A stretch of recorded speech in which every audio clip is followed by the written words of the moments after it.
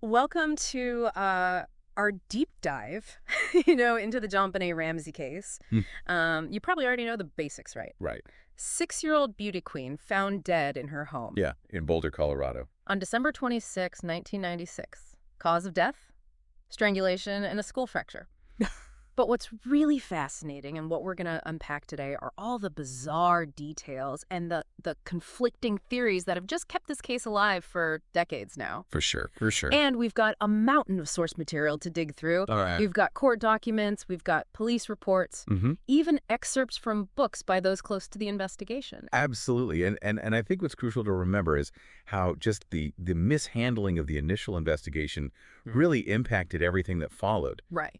Evidence contamination, an unsecured crime scene, and delayed parent interviews. Yeah. I mean, these missteps created a ripple effect that, continues to muddy the waters even today. Oh, absolutely. So let's just jump right into the heart of the mystery, the ransom note. Okay. This wasn't your typical hastily scribbled demand, right? It was unusually long, and it was written on a notepad from the Ramsey home, Yeah. with a pen also found in the house. Interesting. And get this, the handwriting on Hulsis is a real head-scratcher. Yeah, while the note had Patsy Ramsey's fingerprints on it, it was written in a style that experts later deemed highly unlikely to be hers.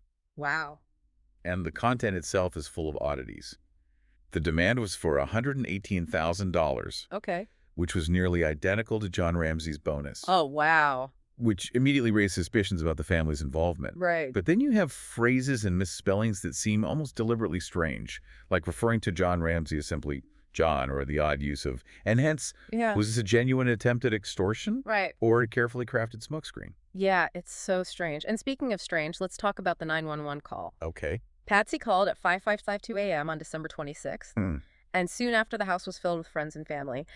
Looking back, it just seems like chaos just ruled the scene early on. Absolutely, and, Yeah. and the initial chaos had some major consequences. The basement room where JonBenét was eventually found was overlooked at first. Oh, wow. Most of the house wasn't treated as a crime scene, Really? and perhaps most critically, formal interviews with the parents were delayed for hours. Oh my gosh. All of this makes you wonder what crucial evidence might have been lost or compromised in those early moments. Yeah, for sure. Okay, let's shift our focus to the crime scene itself. JonBenét was found in that basement room with duct tape over her mouth and a garrote made from a nylon cord and a broken paintbrush handle around her neck. And this is where the details get even more unsettling. Part of that broken paintbrush was found in Patsy's art supplies, What? but the rest of it vanished. Oh my gosh. And then there's the question of the pineapple. Okay. JonBenét had pineapple in her stomach, and while a bowl of pineapple was found on the kitchen table, Right. the parents' accounts of whether she ate any that night are conflicting. Huh. Interestingly, Patsy's fingerprints were found on the bowl. This pineapple detail feels like a clue, but to what? Was it a random snack, or was there a more sinister purpose? Maybe an attempt to create a false timeline or mislead investigators? It's a question that has fueled a lot of speculation. Mm-hmm. And then, of course, there's the question of sexual assault. Right. While the autopsy didn't find evidence of conventional rape, meaning Yeah.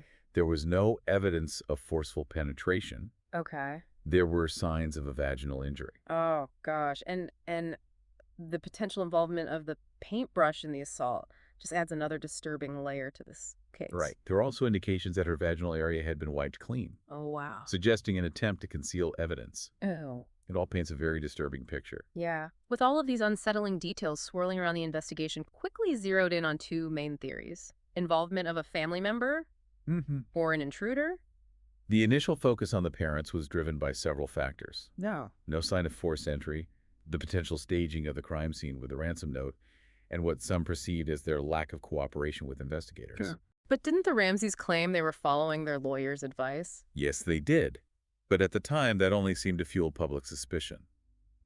Then there were the theories about Patsy, Okay. suggesting she might have snapped due to JonBenét's alleged bedwetting, Wow. and that the strangulation was a cover-up. Those theories are pretty heavy. Was there any real evidence to support them? No, not really.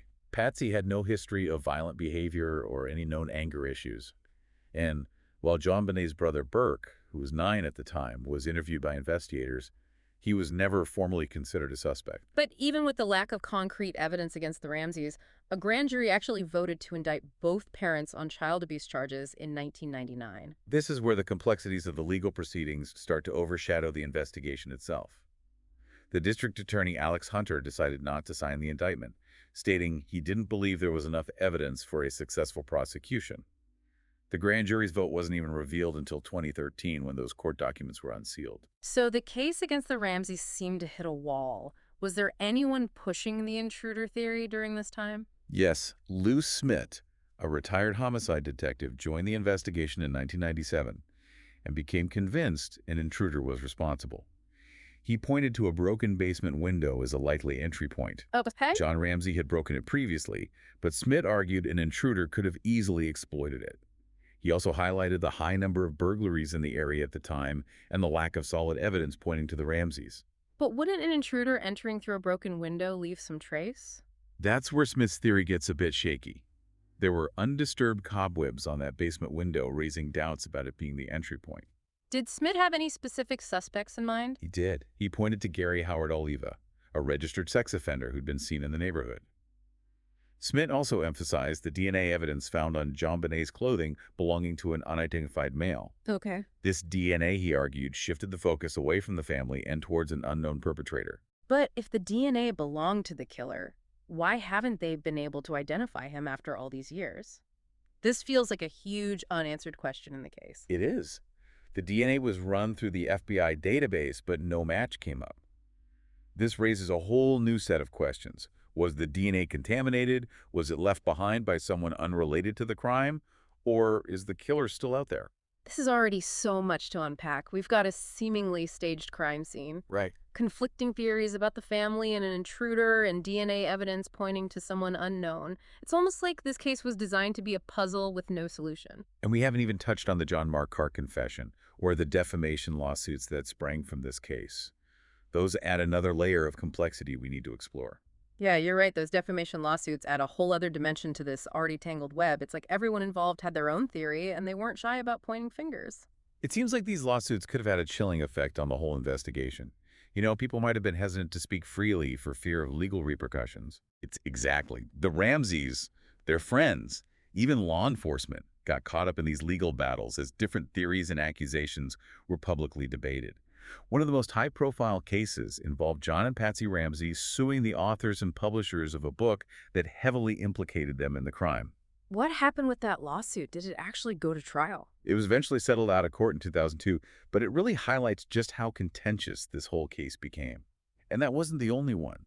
The Ramseys and their supporters filed multiple defamation suits against media organizations and individuals they felt had damaged their reputations. So these lawsuits might inadvertently created a climate of fear where people were afraid to openly discuss the case or share their theories? It's definitely a possibility. It raises an interesting point about the balance between protecting individual reputations and allowing for open discussions, especially in a high-profile case that captivates public interest. It's a tricky balance, for sure. But let's get back to the investigation itself. You mentioned earlier that the DNA on JonBenét's clothing didn't match anyone in the FBI database. Were there any other leads that came from that DNA evidence? There were actually some intriguing developments with the DNA in later years. In 2016, new forensic analysis using more sensitive techniques revealed that the original sample actually contained genetic markers from two unidentified individuals other than JonBenet. Wait, so there was DNA from two unknown people on her clothing. That changes things considerably. Does that lend more weight to the intruder theory? It certainly adds another layer of mystery. Some experts believe the presence of multiple unknown DNA profiles strengthens the intruder theory, arguing it's unlikely two separate individuals would have left their DNA at the scene if a family member had committed the crime. But couldn't that DNA have been deposited there innocently? Or through contamination? That's the ongoing debate. Some, like former Boulder Police Chief Mark Beckner, believe the unknown DNA should be the primary focus of the investigation. He's on record saying that, until proven otherwise, the suspect is the donor of that DNA. But then there's the other side of the argument, right? That trace amounts of DNA can be transferred through everyday contact and might not be directly related to the crime. Precisely, and that's the constant challenge with this case. Every piece of evidence seems to have multiple interpretations. What looks like a smoking gun to one person can be easily explained away by another. This is making my head spin. What about the theory that Burke JonBenét's brother was involved? That was the focus of a rather controversial CBS documentary a few years back, wasn't it? Yes, the 2016 CBS special, The Case of JonBenét Ramsey, caused quite a stir. They presented a theory that Burke, who was 9 at the time, accidentally killed his sister possibly by hitting her with a heavy object, like a flashlight. The documentary featured a panel of experts who re-examined the evidence and even conducted a reenactment of the events. And they suggested that the parents staged the scene and wrote the ransom note to protect their son. That's a pretty bold claim. It was, and it sparked outrage from the Ramsey family. Burke Ramsey sued CBS, the producers, and several of the experts involved for defamation, claiming the documentary falsely accused him of murder. Did that case ever go to trial? It was settled out of court in 2019, but it demonstrates how deeply this case continues to divide people and how strongly emotions run even decades later. It seems like every time we peel back a layer of this onion, we find another mystery underneath. We've covered the mishandled investigation, the ransom note, the conflicting theories about family versus intruders, the DNA evidence, and now even the impact of media coverage and lawsuits. And yet, I still feel like we're only scratching the surface. You're right, we've only just begun to touch on the many complexities of this case. There's still so much to explore, from the psychological profiles of the key players to the broader societal impact of this case. Yeah, it is amazing how, even after all this time and despite so much scrutiny, the JonBenét Ramsey case continues to generate new theories and documentaries, sparking these heated debates online and everywhere else. It really speaks to the enduring power of this mystery. It does. And while it's easy to get lost in the twists and turns of the investigation, we can't forget the human cost of this tragedy. Right. A young girl's life was brutally cut short, a family was shattered, and the Boulder community was left grappling with this sense of unease and vulnerability. Absolutely. The ripple effects of a crime like this are profound and long-lasting. Before we wrap up our deep dive, I wanted to circle back to the ransom note one more time. Okay. We talked about its unusual length, the oddly specific amount of money demanded, and the strange phrases and misspellings. What are some of the prevailing theories about why it was written the way it was? Well, one of the most common theories is that the ransom note was staged. Okay. A deliberate attempt to mislead investigators and make it look like a kidnapping gone wrong. But if that's the case, why go through all that trouble? Wouldn't a shorter, more straightforward note be more typical in a kidnapping scenario? That's the intriguing part.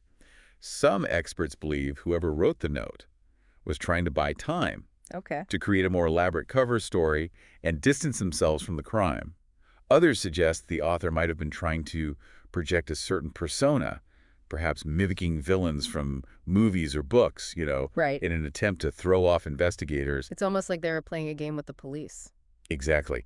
And then you have those seemingly deliberate oddities in the language. Right. The repeated use of John instead of Mr. Ramsey when referring to JonBenét's father. Yeah. The unusual phrase, and hence the misspelling of business, they all add to the impression that something isn't quite right. It makes you wonder if those seemingly small details could hold the key to unlocking the truth of what happened that night. That's the hope, isn't it? Yeah. That somewhere within those details, a crucial piece of the puzzle is hidden, waiting to be discovered. This deep dive has been a whirlwind of evidence and speculation and conflicting narratives. It's clear the JonBenét Ramsey case is a labyrinth with many paths, but no clear exit. After examining all of this, what would you say is the most important takeaway for our listeners? I think the most crucial point is this. The JonBenét Ramsey case remains unsolved. Despite years of investigation, numerous theories, and even a false confession, no one has been held accountable for her murder. So the question still lingers, who killed JonBenét? And will we ever truly know the answer? This case serves as a stark reminder that sometimes justice remains elusive. The pursuit of answers and closure can be a long and winding road, often leading to more questions than definitive solutions. And it forces us to confront the limits of our understanding and the profound complexity of human nature. It leaves us with a sense of unease, knowing that even in the face of such tragedy, certainty may forever be out of reach. Perhaps the most important question for our listeners to contemplate is this. What does justice look like in a case like this, where the truth might always remain shrouded in mystery? It's a question that lingers long after the headlines fade and the media attention moves on. A question that challenges us to grapple with the complexities of lost grief and the enduring search for meaning in the face of the unknown. And on that note, we'll leave you to ponder the enduring enigma that is the JonBenét Ramsey case. It's a case that continues to fascinate, frustrate, and ultimately remind us that some mysteries may never be fully solved. Thanks for joining us on this deep dive.